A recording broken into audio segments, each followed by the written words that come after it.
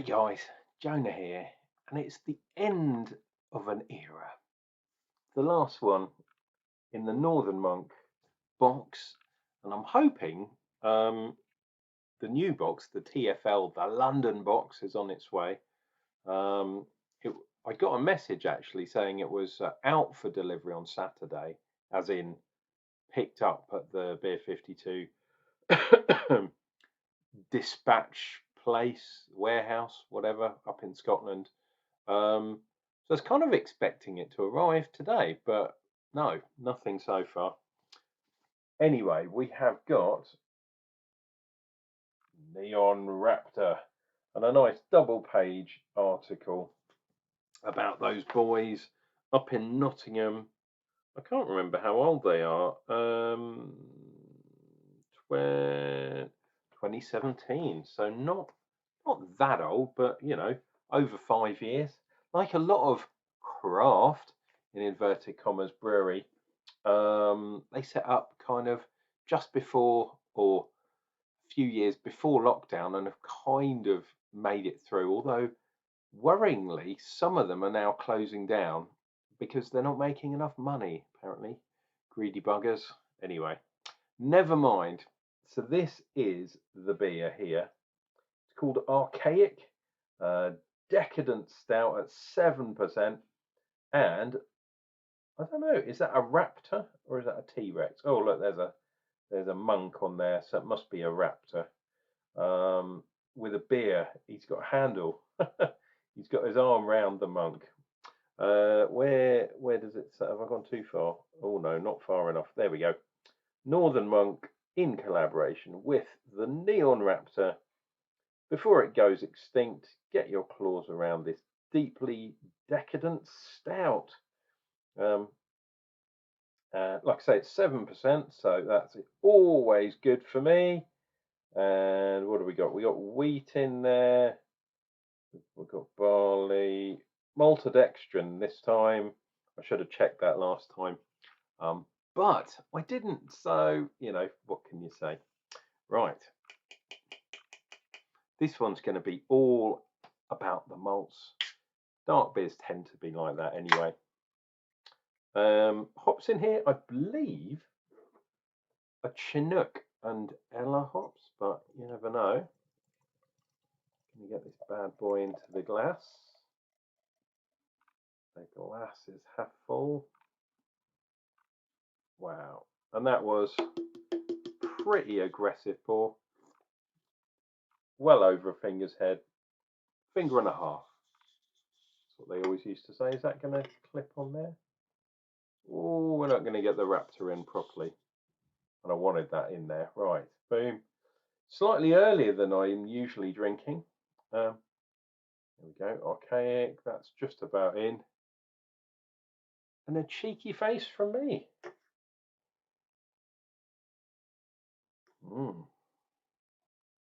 Look at that, a lovely, fluffy, definitely tanned head. As I've said in other videos, that is definitely a carbon dioxide head. You can see no real bubbles are coming up. Look at that, really dark. It looks pretty good. So we've got some wheat, like I said, barley, Munich malt, chocolate malt, medium crystal, and normal pale ale malts. Really good. And the Beer 52, he says, reading it from the screen, so you guys can look at this. This Decadent Stout is all about the malts. Well, I've kind of said that already. Select blend of crystal roasted barley, combined for a mosaic of dark fruits. They're not saying there's mosaic in here. I don't think they are. Gives dark fruit, caramel, toasted flavors riding on a silky, bitter dark chocolate. Expect robust mouthfeel, hidden in layers of flavor to discover. I will drink to that, dear viewer. Getting some sweetness. I'm also getting coffee, and that maltodextrin is going to give it some extra sweetness. It's going to give it some mouthfeel as well. But yeah, roastedness, coffeeness. I'm getting a little bit of hop in the same way that a black IPA would. So this is going to be interesting. Dear viewer, if you're excited to be watching this video, if you're interested in what I'm saying, then that's got to be worth a like, hasn't it? So why don't you click down below, think about subscribing, all that kind of jazz. Cheers and beers.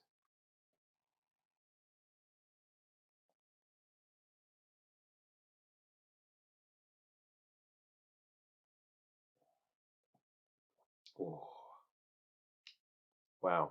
Okay. Oh, so that went down really silky smooth. That's why I had quite a long draft. Then I got hit with a bit of sweetness. Then the bitterness came in, and then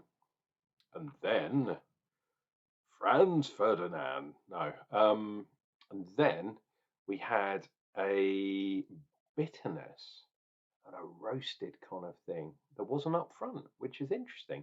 So it was smooth, sweet, bitter, roast in my book, anyway. And I'm still getting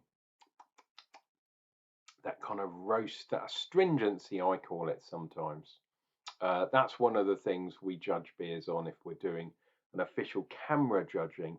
We talk about things like astringency and bitterness because they are slightly different.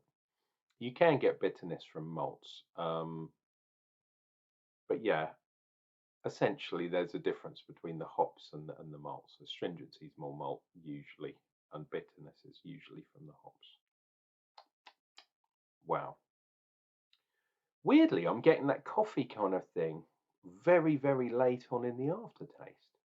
But maybe, yeah, coffee and roast is just left me with that coffee and roast stuff, which is weird considering it was quite nice and sweet to start with. Cheers and beers. Let's see what we get this time.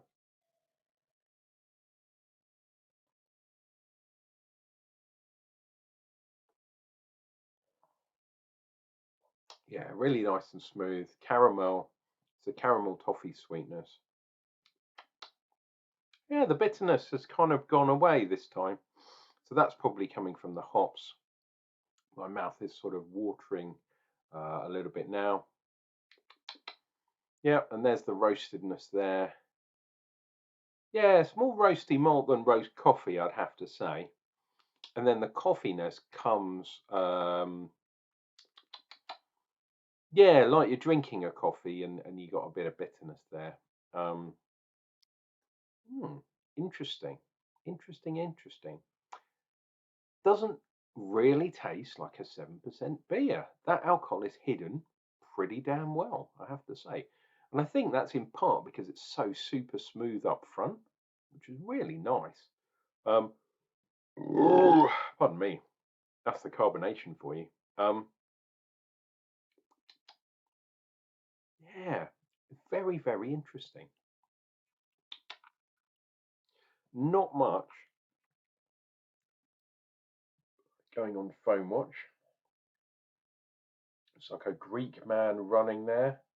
Then we got a nice line. We had some nice lines, but they're very thin and wishy-washy. Looks like Sanskrit or, Arabic writing, perhaps. I wonder if you can do, yeah, if you do sort of joined up, or maybe Jewish writing, like the Torah. They tend to have sort of lines with dobbers hanging off. Shows, dear viewer, what I know. Practically nothing. Anyway, when you're drinking a 7% beer, and it's only Monday, don't forget, 7% beer on a Monday, that's yeah, that's got to be good. Now, this week, before I finish this beauty off, look at that, the way that I love the way beers do that, and sometimes whiskies do that. That sort of brown, sort of oiliness kind of coating the side of the glass and running down. Really, really good. So, yes, this week I have got, I'm venturing out to do some camera stuff. So I'm going to 2 branch meetings, and there's a craft brewery and their tap room very close to where I'm going. So I'm probably going to drop in there. Low key tap room, which is in Ashford, and I'm going to the Ashford Camera branch tomorrow. Then on Wednesday, I'm doing the tasting panel meeting, which is over the airwaves. And then Thursday, I'm back out again. I'm going to, I think it's Maidstone. Maidstone branch meeting on Thursday. So, how many beer reviews and that kind of stuff? I'm not sure how many I'm going to do over the next couple of days. We'll see. If the, well, I'm assuming my new box is going to arrive pretty damn soon. So I'm definitely going to do the review on that. But how many actual beers I'm going to drink? I'll be drinking plenty beers, and for those, look on Untapped. But how many actual video reviews I'm going to do over the next few days? Not sure, dear viewer. Hey, we'll see how we go. That's all I can promise. If you want to keep up with my drinking, Jesus, hook up with me on Untapped, and then you can tap into Unclejona and see what he's drinking.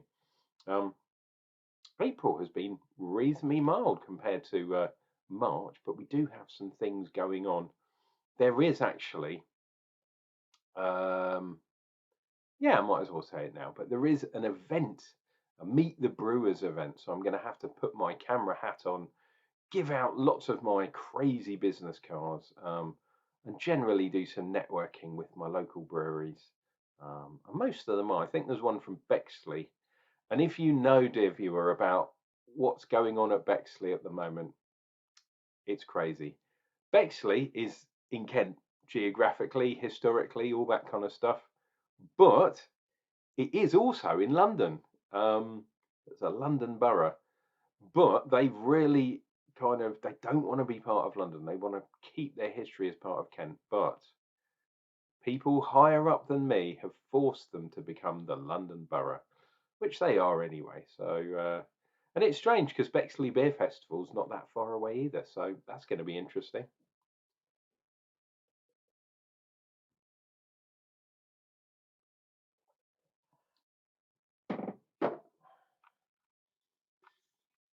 You see what happens when I drink a 7% beer, a 7% Decadent Stout.